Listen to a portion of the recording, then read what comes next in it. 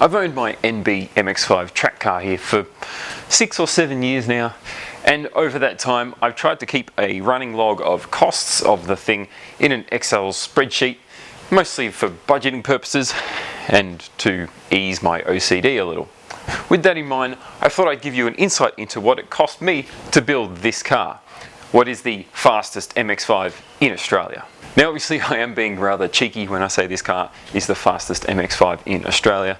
There are without a doubt cars with more power. There are without a doubt cars that have done quicker quarter mile times. There are cars that have done quicker 0 to 60 times. But with that said, this car does hold a few lap records here in Australia.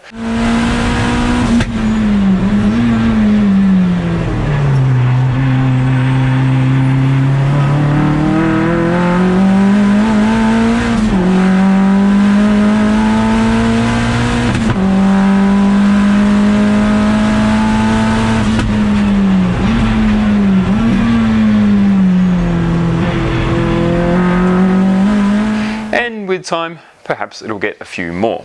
Now getting on to why we're here, and I will preface this with saying this is all in Australian dollars and some parts may have been purchased from overseas, but anything I've listed here includes any shipping costs and all of that, all converted into AUD.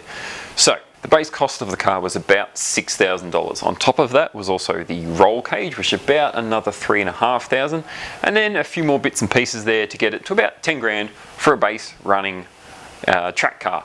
That was obviously in naturally aspirated form, so beyond that there weren't many other costs to get the car into a really good base level car. I did a few track events in that format for a few years.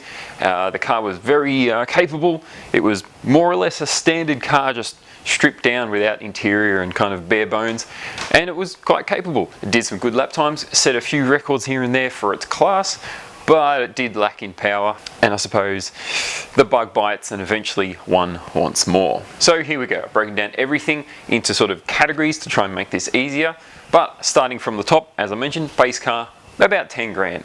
On top of that was some of the aero work. The two big budget items there were the wing and the hardtop, being a Lightyear fastback roof. It's a sort of a custom made one-off carbon unit, so most of the other ones that were released here in Australia were fiberglass.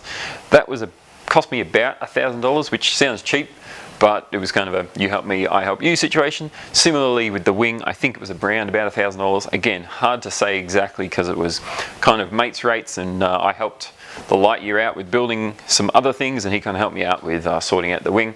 On top of that, I did have to sort of mount them all, and there was a little bit of cost and time there, but all up, the bodywork wasn't that expensive. There was also the front splitter, a couple of $100 maybe. The actual plywood was maybe $50. But that said, over time, these things have all been iterative. I've gone through a few versions of rear wing, a few versions of front splitter, so it's hard to say exactly how much they will cost, but you get the idea.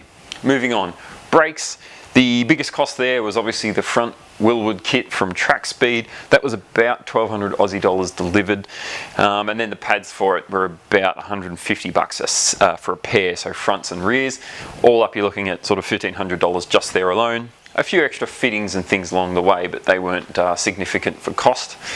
Cooling system wise, it's got a coolant reroute that's all sort of been DIY, so there's a few bits and pieces under the bonnet for running hoses and things, but the biggest cost without a doubt is the Super Miata radiator. That thing was something like 800 Aussie dollars delivered, like insane when you can get a generic Chinese eBay radiator for about 150 bucks. So a significantly more expensive radiator, probably not quite worth it, but you kind of need the best when you're running high levels of power at the track. Other than that, everything else is fairly cheap. Maybe the electric water pump, and I did change the head gasket as part of the coolant reroute, so there's maybe $300 in parts just there. Electrical wise, there's not a lot crazy spent on the car. I've done a lot of rewiring myself, but the big cost item is the ECU under the dashboard. That's a Megasquirt MS3 and about $2,200 delivered for an MS3 Pro P&P. So by the time you take into account transport, shipping, currency conversion, and then also duties that we have to pay when the part gets here, it gets quite expensive.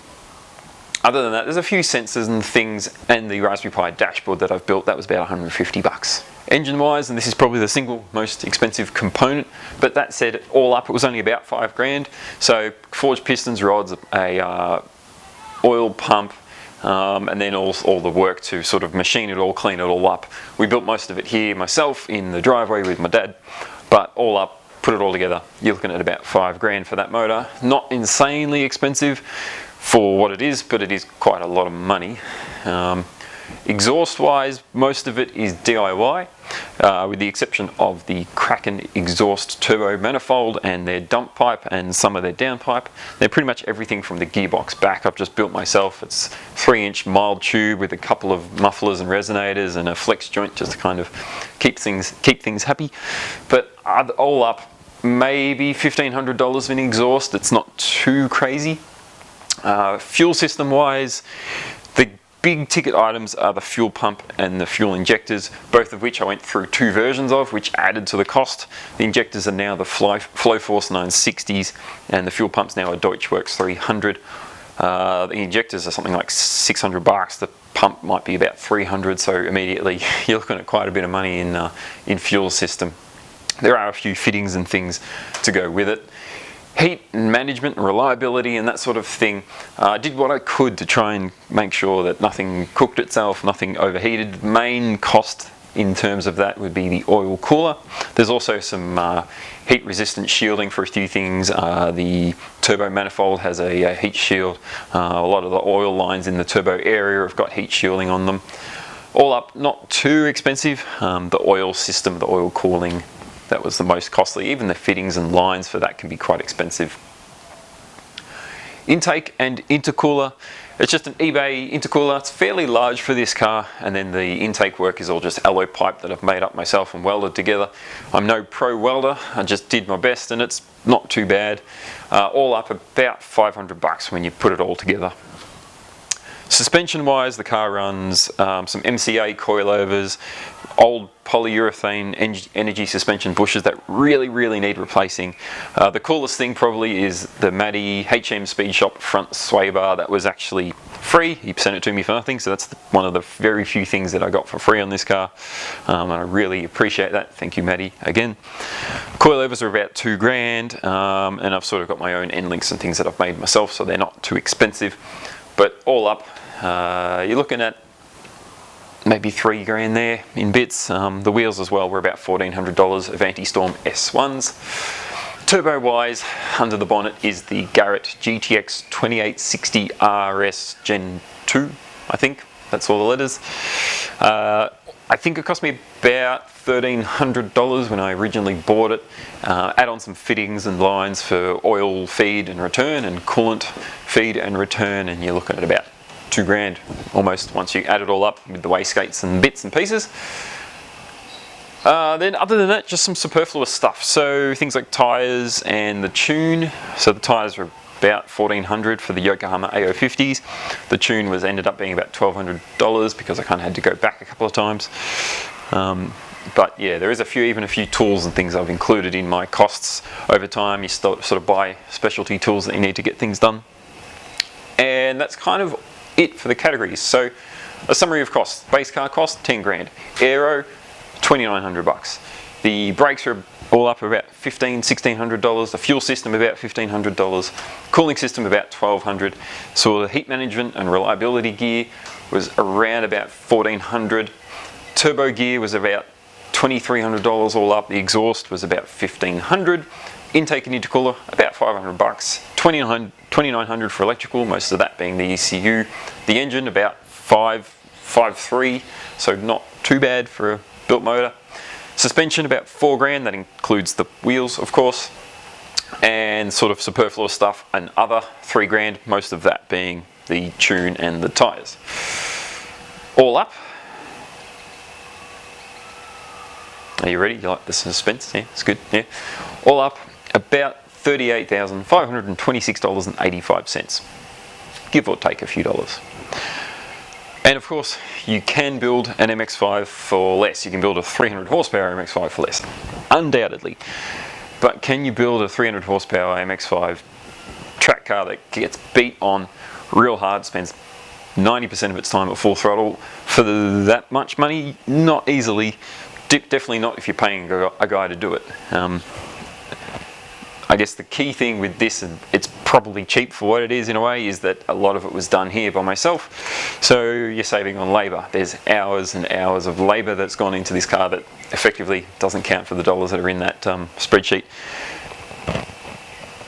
Obviously there are cars out there that could do this time. You could go and buy a $6,000 NB, put a turbo on it, put a tune in it, put some injectors in it and make 300 horsepower. But will it do it reliably, consistently, and will it last? Will the gearbox last? Will the engine last? Those are all unknowns. I wanted this car to be able to just drive it, so I did my best to try and spend the money where it needed to be spent to get a car that would work at the track, and thus far it's been not too bad now that it's all up and running.